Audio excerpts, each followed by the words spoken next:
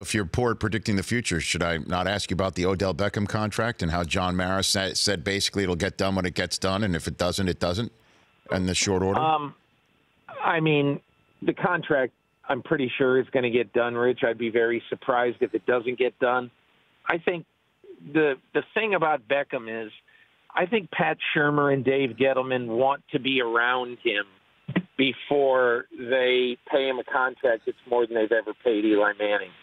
And I don't blame them in the least. I think it's a smart way to go, but and I think he will mostly be on his best behavior over the next few months, and the contract will get done. Well, the issue is, though, is he might not be around them very much because there is no contract, Peter, right? And then when he plays, and that's usually when the Beckham crucible crops up in anything that's negative based on a touchdown celebration or a moment during a game. Urinating in the end zone? Well, yeah, I mean, in all honesty, that usually it's the playing season whenever something might crop up with Odell Beckham.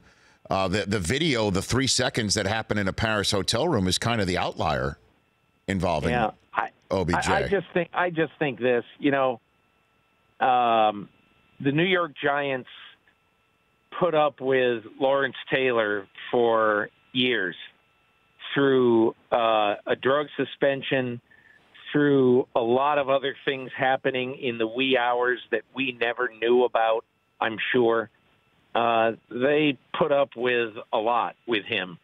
They haven't put up with it nearly as much with Odell Beckham. And I'm just going to say this. The thing about Beckham that I think everybody who loves football, and particularly the people who love the New York Giants, everybody needs to be cognizant of one fact, and that is that Odell Beckham is not a guy who gets arrested.